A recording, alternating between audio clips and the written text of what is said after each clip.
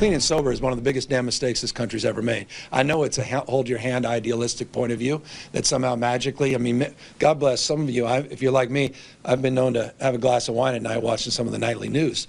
We all need to self-medicate periodically.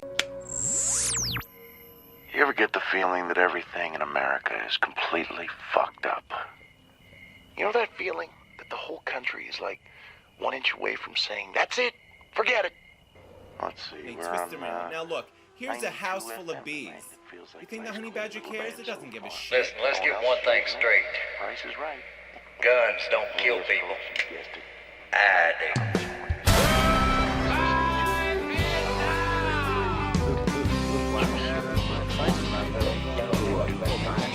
He wandered in with a dirty shirt, and muzzled his hair and was wet to his shoes in it up, and I'm not proud of it. I'm scared, I will never. Son, what you been doing? He said nothing.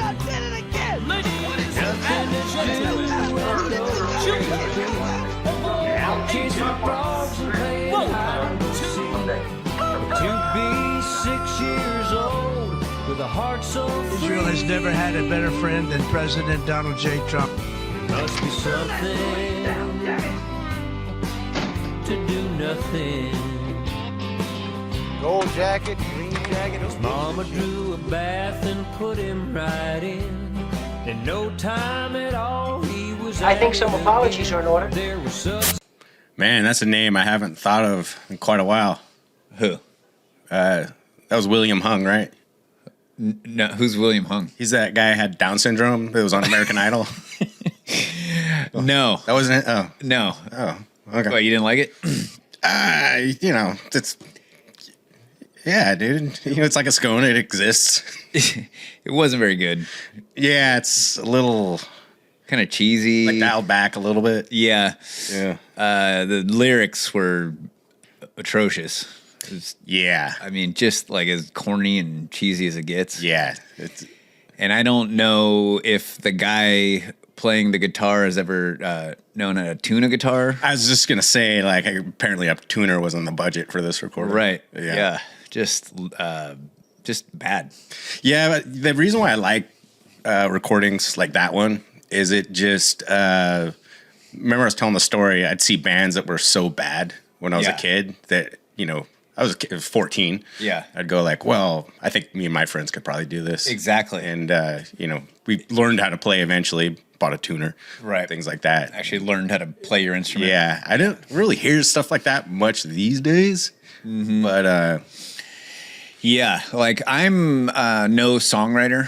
I've written a few songs. So you and whoever that was, you guys have something in common? I was going to say, like, it just goes to show you, like, you don't really have to be that good at writing music to get something like that out there. Right. Like, it's out there. Yeah. It's a thing now. Yeah. Which is kind of the blessing, the curse of technology, right? Mm-hmm. It's like, you know, it's just like the internet. It's like, hey, now everyone in the world can talk to each other. At the same time, now everyone in the world can talk to each other. Right. It's like, you know, now everyone has, you know, recording software on their computer. It's kind of like AI. Yeah. Right? Like, you Like just pretty ask soon- AI, write me a song, and they'd probably write you something like what we just listened to. Yeah, I think it would be in tune. Yeah, it'd be better, obviously. Yeah, But yeah, they definitely, I think AI, even your worst AI can generate, like, I mean, at least decent lyrics. something that you could listen to. Right. Right. Yeah. You don't want to, like, stab yourself in the ear with a pencil. Yeah. It's like, you can imagine, like, being a kid and, you know, they said, like, you know, pretty soon with all the technology, like, anyone can put out an album. Like, oh, that's great. And then anyone starts to put out an album. You're like, oh, wow, dude. What like, have we done? Good luck getting the genie back in that bottle. Yeah, well, sorry for that. Yeah, that's all good, dude. I won't make you listen I was to it. already in a bad mood, and it's just, I don't know. Good side, bad side, you know. It's like, at least I'm not in that band. Right. I went to Nashville once when I was a kid, album, and I had this memory of Nashville that it was like the town, everything was like one story, maybe 2 stories, but mostly one-story buildings, very kind of had a like cowboy kind of Western feel to it. And that that Nashville only exists in my mind. I have no idea where I got that image from because I've been to Nashville as an adult and it's like fucking insane. It's a huge city. Right. Like skyscrapers. The Broadway section of Nashville is 3- and 4-story tall buildings packed to the gills with music equipment and bars and tons of people. And it is a scene. If you've never been there. It's great. I remember going to Nashville on tour, and the day, the day is free once you're there before the show. But we went and found, just like, let's just wander around. And I remember realizing my first impression of Nashville. I was like, dude, this place is awesome. This is a cool place. And we found it was the coolest music store I've ever been to in my entire life. It was 3 stories. And just like every story you went up on, like the equipment just got like cooler and cooler. Why don't you answer that call for me?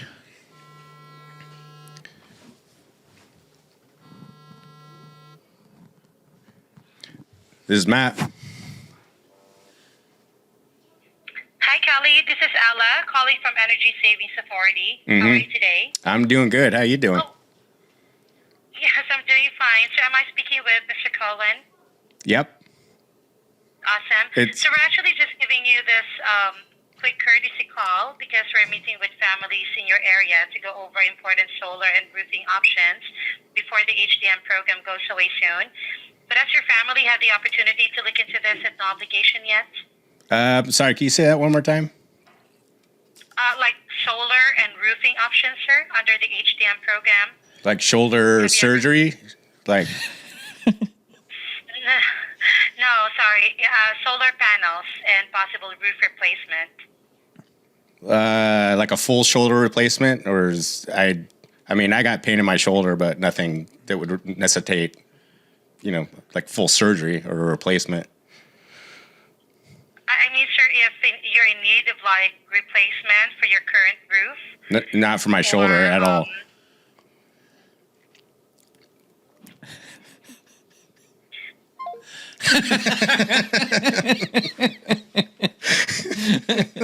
She was not playing around. No. If this is your first time listening to the pocket, one of my hobbies is keeping telemarketers on the phone for as long as possible. Yeah, you failed miserably on that one. Yeah. But they're getting better. They are. They know. They're like, no one's beat my personal favorite, where the guy threatened to blow up my house with my family in it. Totally. And he broke mid-script. He's like, no, sir. Once again, it's a timeshare, you motherfucker. I'm going to blow up your entire house and your family. I'm like, I got you, gotcha. I knew you were a terrorist. Come on. You can't fool me. Reading your cute little script, you fuzzy little terrorist.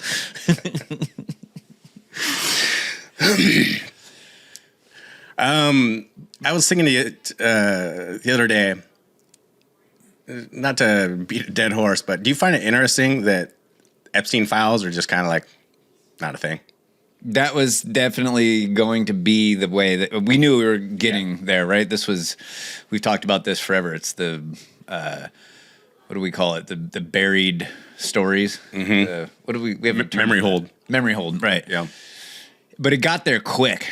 Yeah. Right. Which obviously, if you are the Trump administration, you want to get it there as quick as possible. Yeah. So what happened? We went from, we were big on Epstein, and then they said, oh, we're going to get Obama. Mm-hmm. Okay. That was like the distraction. Yeah. Then Katy Perry went to space. Mm-hmm. Near space. Yes. Space adjacent, we call it. That didn't quite move the needle. People still wanted to know about Epstein. And then we started bombing the shit out of Iran, which at the time it was like, obviously this is a distraction from Epstein. Yeah. And the thing that has really kind of made people stop caring about Epstein, because everyone knew this was coming. Trump shit the bed so bad. Yes. He completely let MAGA down to the point where MAGA is such a joke right now. Yeah. There is no such thing as MAGA. We are going to put a shirt on the website that says "Make MAGA Great Again." Mm-hmm. even that now is like seems kind of like passe. Yeah. Like when was the last time you ever even saw someone wearing a MAGA hat? It was my uncle. I went home for Christmas. He's still holding on strong. Yeah, that's totally. The Northern California. He also watches hill-dwelling no news or anything. Yeah. But it seems like the nail in the coffin, where everyone has just completely turned their back now, is the ICE protests. Yeah, like that has really just consumed everyone. It seems to me like. I thought we'd maybe get into this on Sunday, so maybe I won't go too deep, but it really seems to me like everyone involved right now in politics is more interested in chaos than they are in the health of the society we live in. Absolutely. They just want chaos. Whether you're on the right or you're on the left, they're all kind of ready to just blow it all up. Yeah. It's like that feeling that you get when... You know when it is raining super hard up in Ferndale and the river starts to flood? Yeah. And the creek floods downtown and like everyone's like, you get this kind of giddy feeling. They close the bridge. Yeah. Yeah. Even though people's homes are being wrecked and businesses are being wrecked, you get this kind of giddy feeling like the color or the sound goes from like static to into like clear focus in your brain. Like all of a sudden, everyone has purpose. Like, here we go. We have to band together and figure out how to survive this flood. Yeah. Right? It kind of unites people. And I think that it's too hard for people just to focus on all the fuzz. And so in people's minds, the chaos, if chaos happens, if a civil war breaks out, it means, okay, now we are focused. Don't have to go to work tomorrow because there's a civil war. Right. Right? And people, I think, are just kind of... there's this gravitational pull that everyone is in. There's so few voices out there right now that are talking about the nuance of what's happening. Yeah. Like we said originally, well, the first shooting with Renee Good was her name. I was like, and we equated it to like, it's just another Rorschach test. It's like before people even saw the video, they just knew in their head, like, I know where I land on this issue. Left, we got right. And then you have your fringe maniacs are like, a lot going on here. You know, that was wrong, and that part is wrong, and that, you know what I mean? It's like no one was I always find that like the Rorschach test interesting in these events because what you're doing, you're bypassing the critical thinking in your mind. It's like before I even have all the facts or any facts, I already know like where I land on. It's the exact same thing. And then we have another shooting. What's his name? Alex Preddy? Preddy, yeah. We'll get more into it this weekend. But again, I'm like, my first reaction, I'm like, this is not good. This is really, really, really not good. But still in the same, like, it goes back to that mind virus. I'm like, well, we're hearing a lot of arguments, interestingly, on the left that are pro-Second Amendment all of a sudden, which I think is pretty interesting. And then the people on the right who are typically pro-Second Amendment are saying, like, you shouldn't have had a gun. No, it's illegal to have a gun at a protest. Yeah, and it's funny. The chief law enforcement officer in the federal government said it was illegal to take a gun to a protest. Yeah, which... that's news to me. As someone who's read the Second Amendment.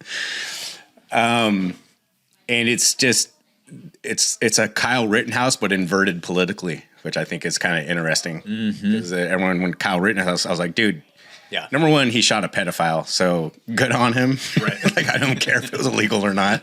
And there were people, another guy literally had a gun, was going to shoot him. Another guy, and the guy tried to brain him with a skateboard.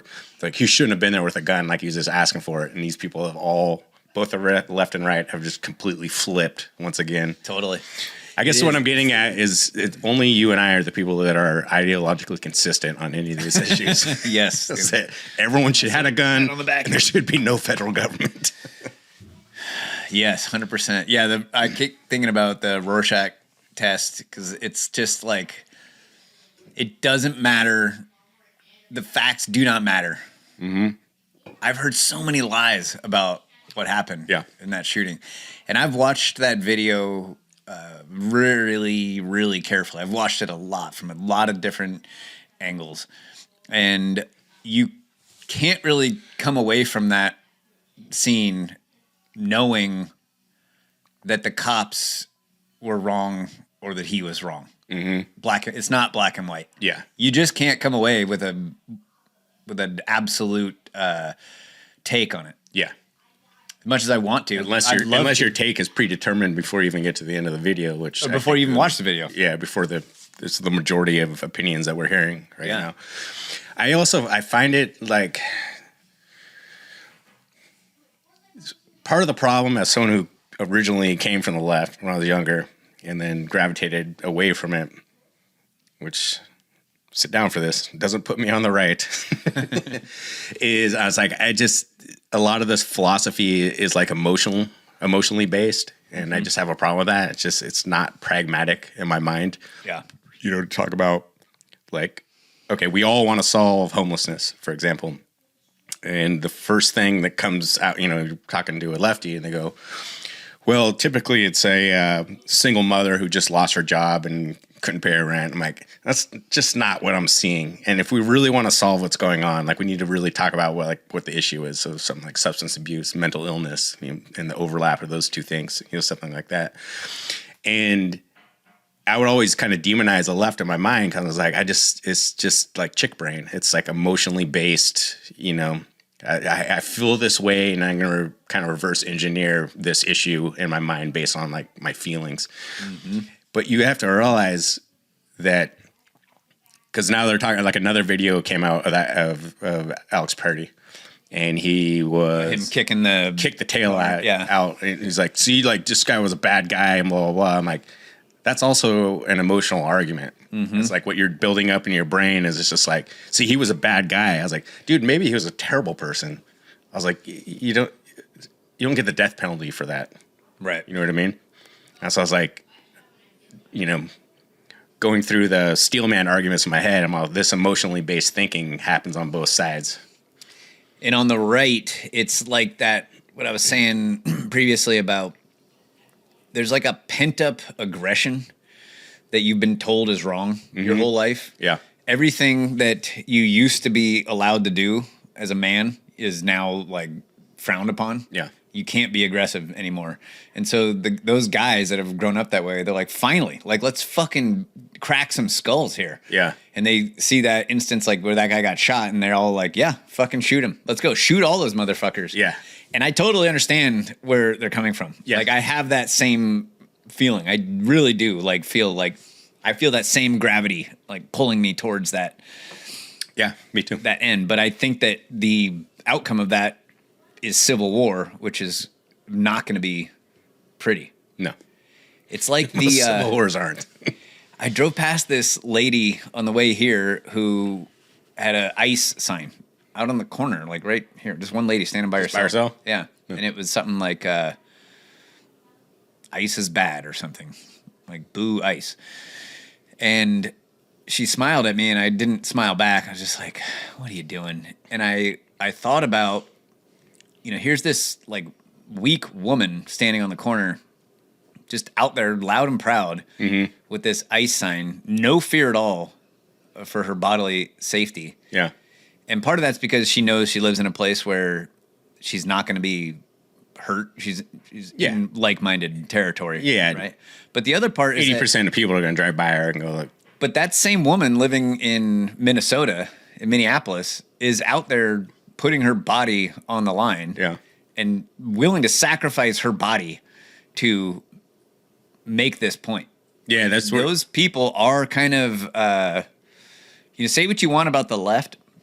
They're dumpy, unathletic, don't know how to fight. They're doughboys, if you will. They probably don't own many guns, but it reminds me of that question, like, would you rather fight one horse or 1,000 ducks? It's like, like 1,000 ducks would be a fucking nightmare, right? And that's what these people are. They're 1,000 ducks. So, like, say what you want about them, like, they're a force to be reckoned with because they are willing to die for this stupid idea that they have in their head. The stupid idea that the people who came into our country illegally and are sapping our country of its resources, they deserve to be here as much as anyone else, and they're willing to die for that. Like, that's actually a hard thing to deal with if you're out there fighting in the streets. Like, if we went to a No Kings protest and had to fight all of those middle-aged, postmenopausal Karen jihadists, like, that would not be easy. It's just the two of us against all of them.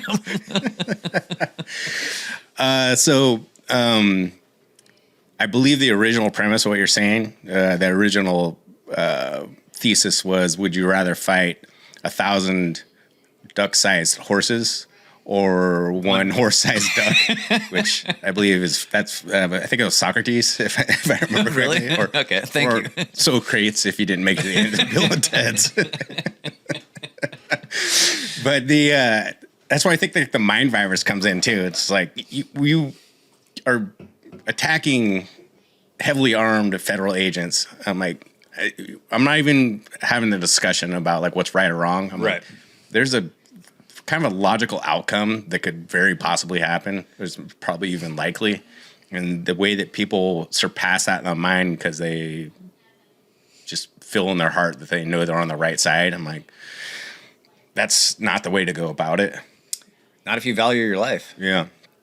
Well, and I gave you that analogy of like the Africanized honeybees, right? Yes. Like, so if you are a leftist and you think ICE doesn't belong in your neighborhood and you want to get rid of them, it's like there's Africanized bees in your neighborhood and they don't belong. They don't make good honey. They're aggressive.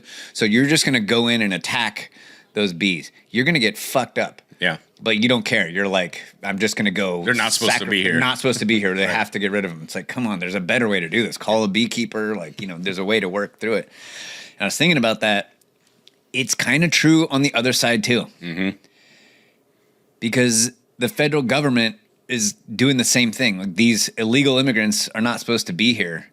But instead of calling the beekeeper or doing it in a way that, really makes it tough for them to be here by denying federal funds to those sanctuary cities, sanctuary states, passing laws, doing what I said, offering them money to leave. Yeah. Instead of doing that, you're just going straight in there and with violence. Yeah. And creating a scene. People are getting killed, and now public opinion is shifting against you. Yeah. You didn't need to do it that way. Right. Both sides just seem like what they're after is a civil war. And let's talk about Iran, too. It seems like we're doing the same thing there. The people that want to invade Iran, they just want a war. Yeah. They keep moving the goalposts on what Iran can't do. Yeah. Iran cannot have nuclear weapons. Okay, Iran cannot enrich uranium at 80%. Okay, they can't do it at 60%. Okay, not 20%. Okay, now they're killing their protesters. They're mean to the protesters. Like, I'd be more comfortable with this abhorrent kind of situation if you just said, like, we're going to bomb Iran. It's just like, and I'm not going to bullshit you guys with the reason. Right. And just feel like it. And we are going to bomb Iran this year. I can almost guarantee it. Yeah. I would be shocked. Yeah. I would be pleasantly shocked if we did not go to war with Iran. But I don't know, man. It seems like 2026 is kicking off with a bang, so to speak. Yeah, it's. I don't see it getting any better. Maybe it'll be a miracle. Things will settle down. They'll figure out a way to right the ship. But fuck, it doesn't. That's not been Trump's track record so far. He hasn't really made things easier. I just think that. Dude, I heard. Sorry, go ahead. Well, I was just gonna say. I think anyone in any kind of seat of power is so fucking compromised. It's just. That's why they intentionally put sexual degenerates and pedophiles into positions of power, because they can be owned. It's like, you got to think about like a guy like Lindsey Graham, who just would bomb any country and, give them his druthers. But like, whether or not he actually wants to, like, but the guy is so fucking compromised. Like all these political elites are.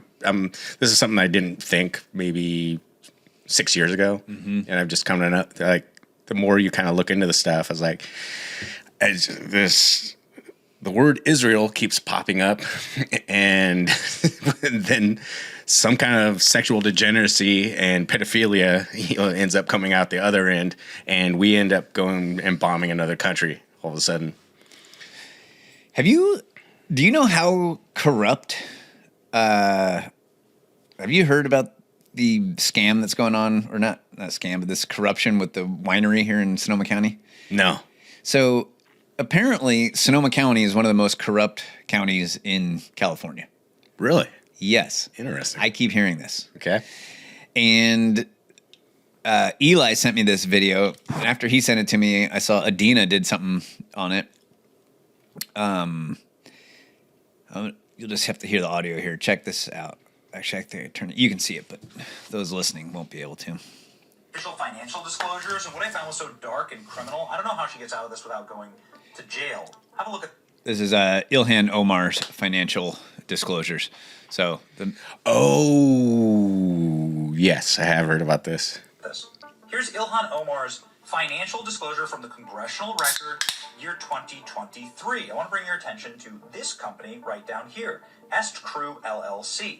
This is a winery in Santa Rosa, California. It's not doing that well. The total value of I didn't know it was here. Is at $15,000, and Ilhan Omar's barely making any money off of it at $15,000. To pay a parking ticket. That was their revenue. That's fine. Nothing really mysterious there. Businesses fail all the time. But go ahead and look at her filing for 2024, and you'll find that Est Crew Winery, the same company in the same location, is now worth $5 million.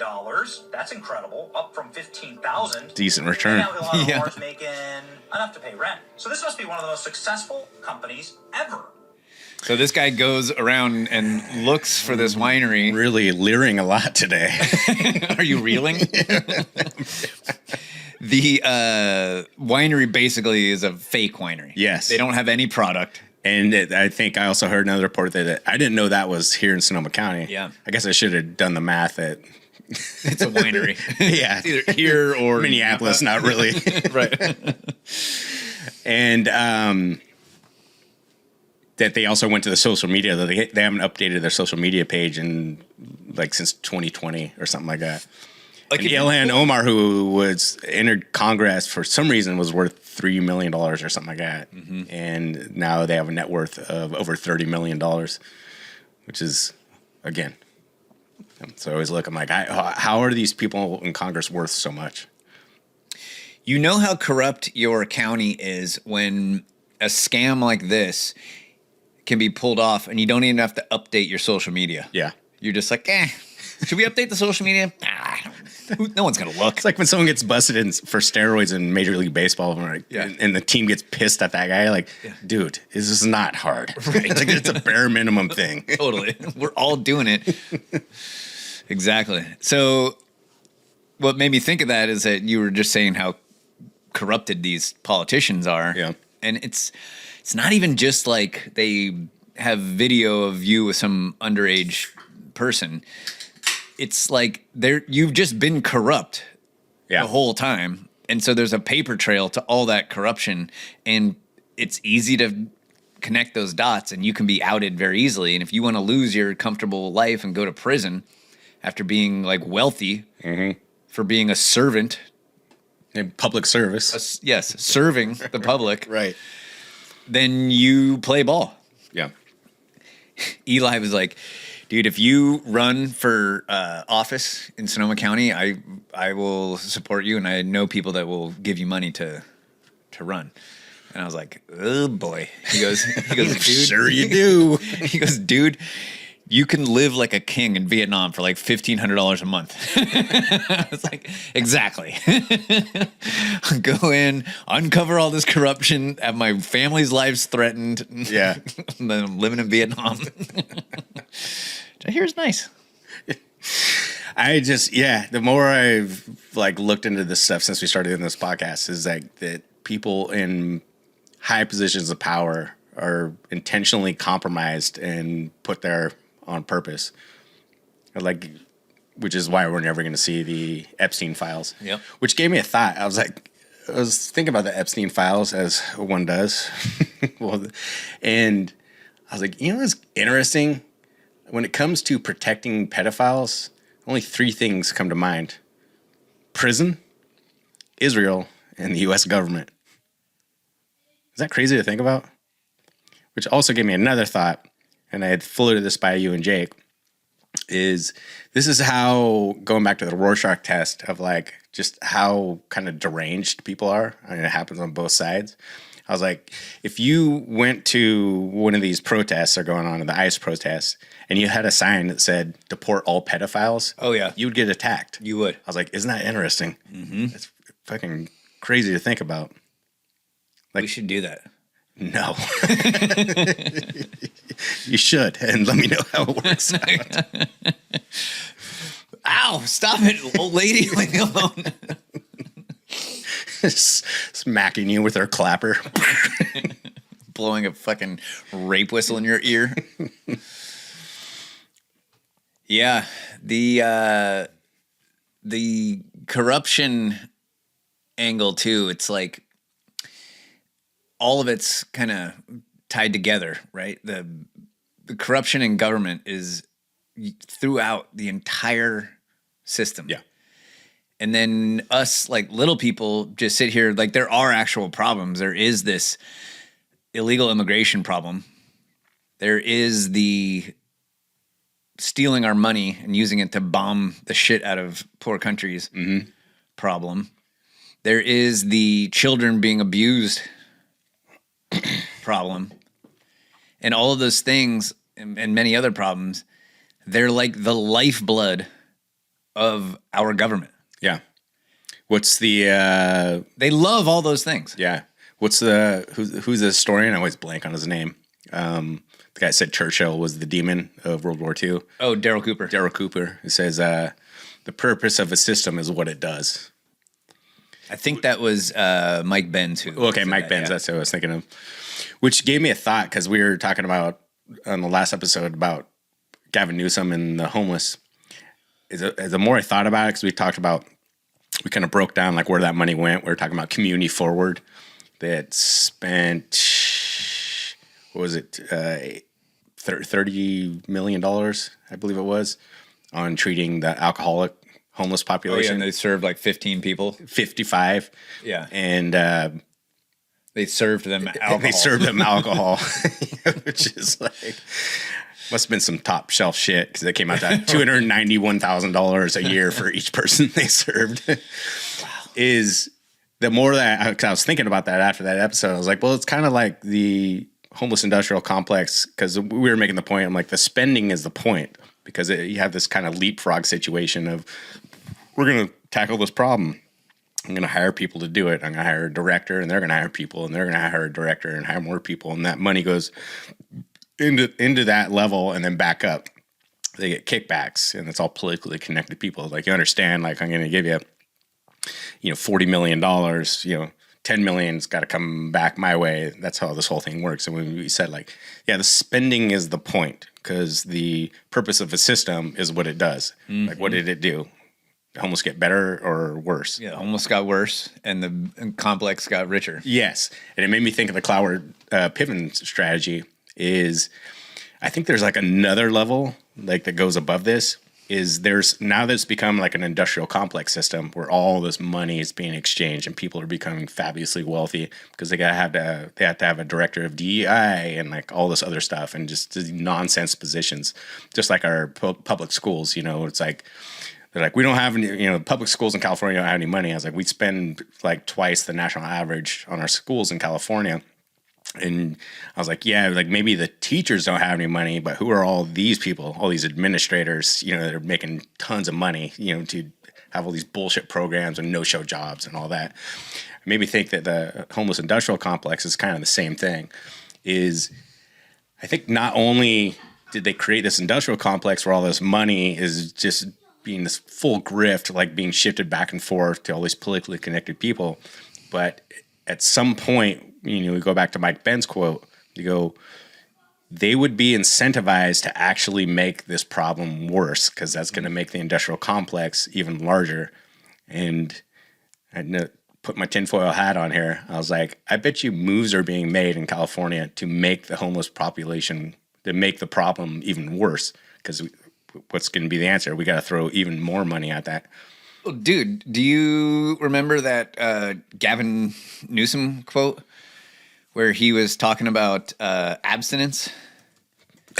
No. Say something clever while I find this. I'm guessing this doesn't refer to his campaign manager's wife. They had an affair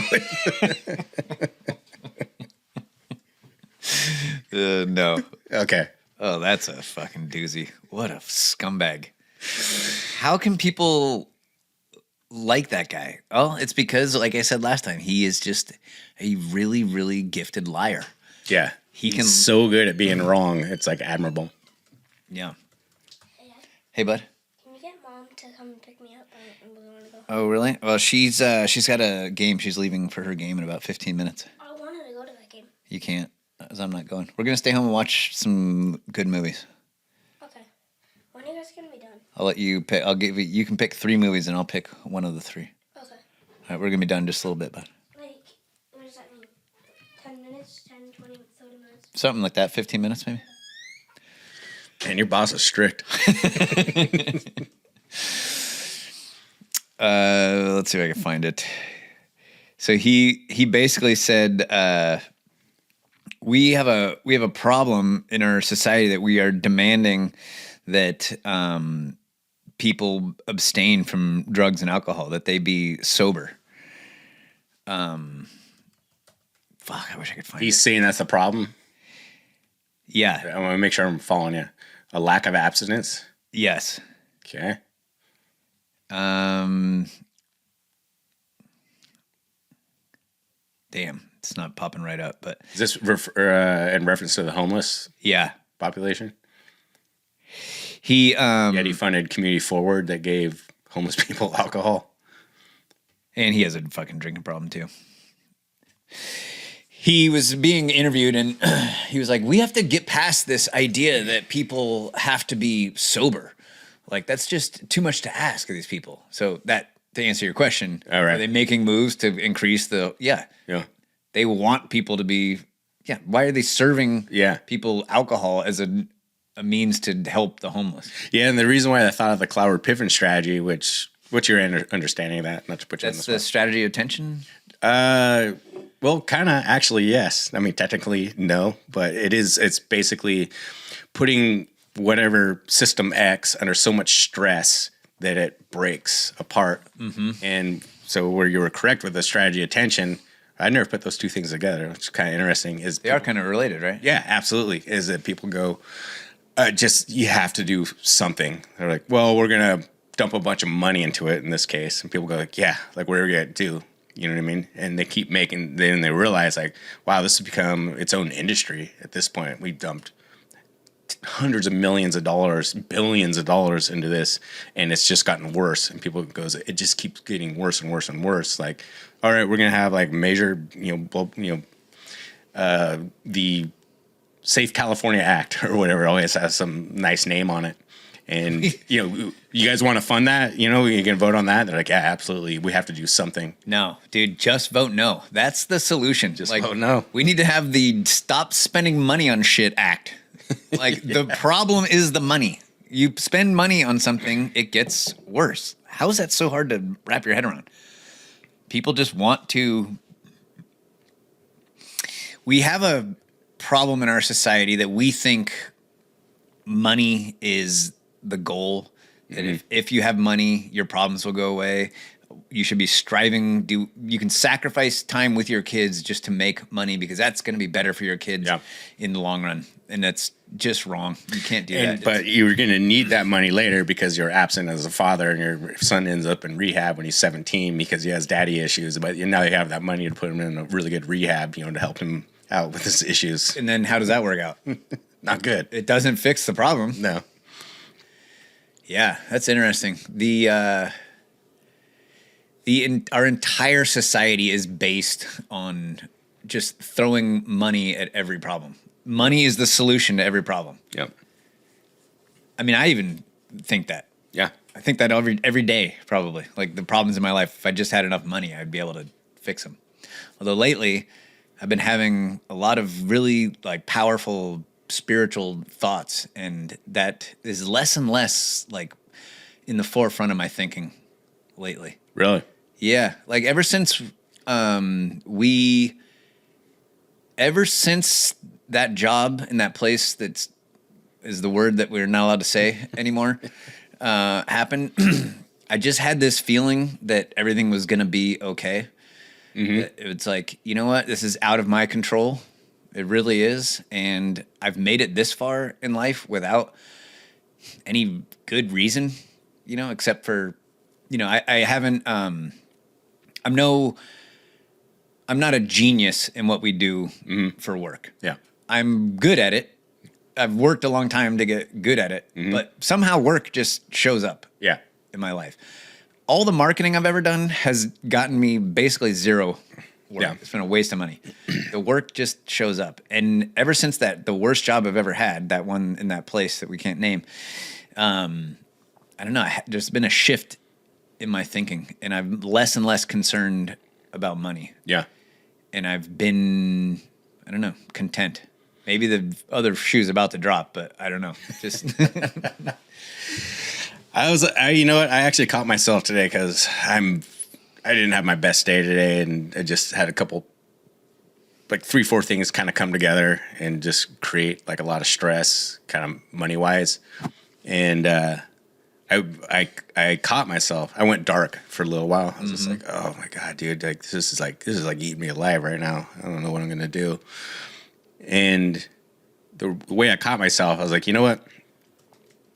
In a month, you're probably not ever going to think about this. You're going to forget it ever happened. Right. Like, just keep your head up, work, just keep going. Everything's going to be all right. That's how I made the decision to spend should I say it out loud how much I spent? A lot of money on stem cell therapy. Just like, you know what? I'm just going to do what I think is the right move here. And if it works, good. If it doesn't, then it's all, you know, happening the way it's meant to happen. And same idea. Like you're not going to, there'll be in a year or something, you're not going to miss this amount of money. Yeah. So I told you I've been reading the Bible every morning. Right. It is a really interesting read. It is. I recommend it. Yes. Even if you're not a Christian, it's a fascinating read. If you're just curious about what's in the Bible, there's some really interesting stuff in there. But get this, dude. I read this morning.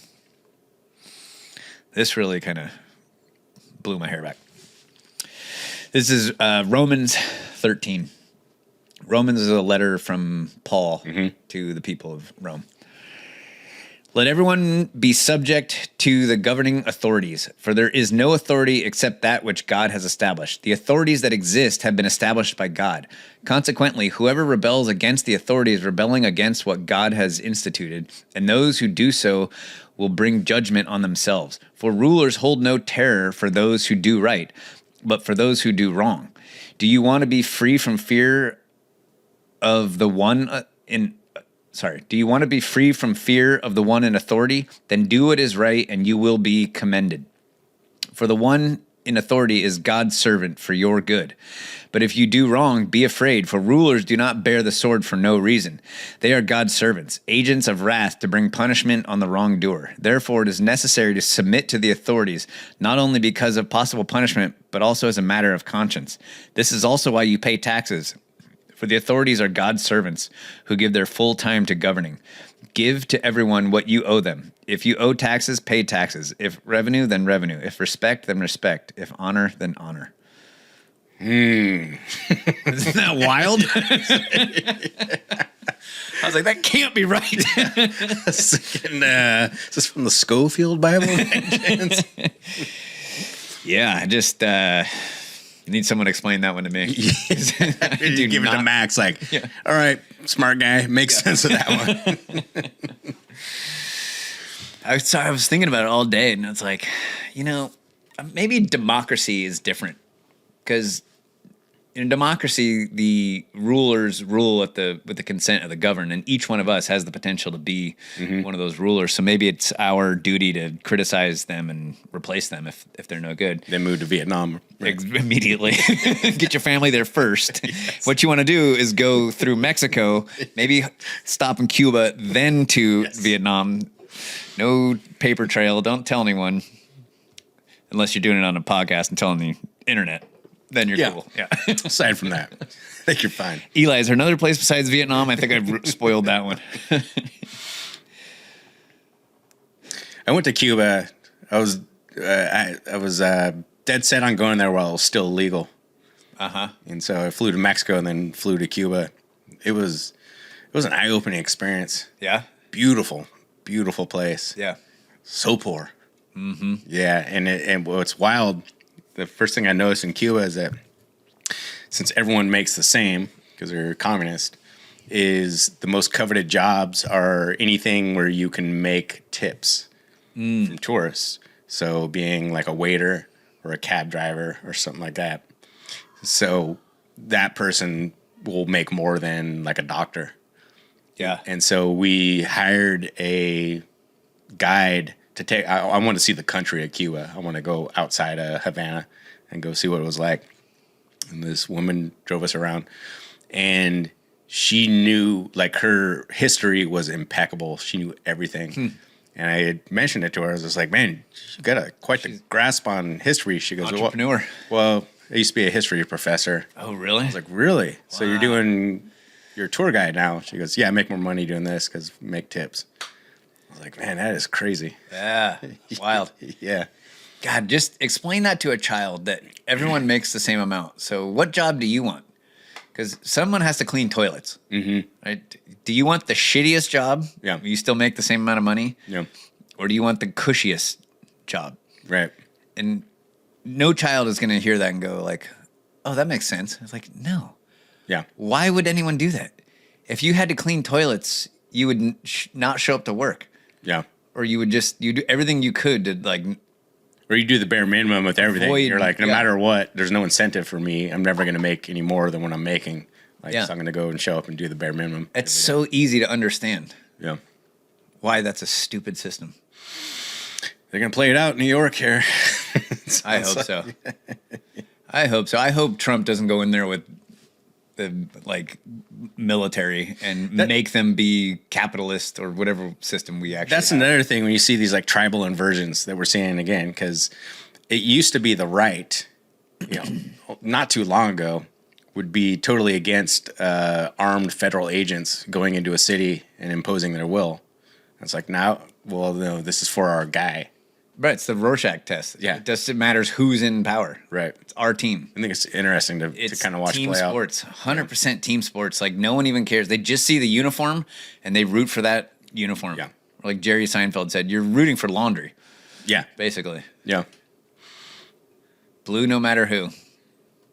There's a documentary coming out about, I think it's called I don't remember what it's called, but it's about the phenomenon in the early 90s of talk shows, TV. Oh, yeah. Jerry Springer. Oh, yeah. Dr. Phil. Montel Williams. Sally Jesse Raphael. Yeah. And they're saying that one of the pivotal moments, Ricky Lake, let's not leave her out. Of course not. Is one of the pivotal moments is when, I remember seeing this as a kid, when Geraldo Rivera got hit with the chair? Yeah, hit with the chair and broke his nose. And they're like, oh my God, it's like chaos. And just ratings went through the roof. Oh, yeah. And so all these other talk shows started coming out like, oh, this is what we need.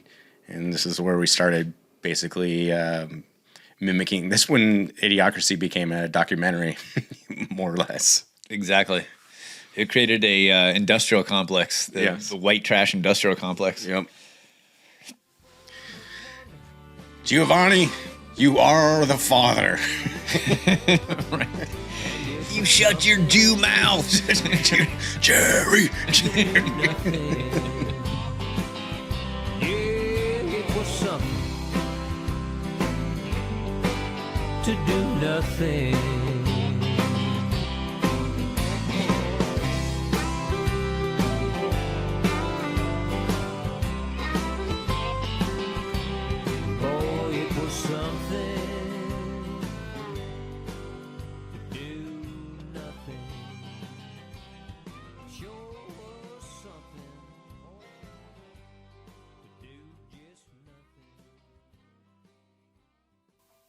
Yeah, it's just not good.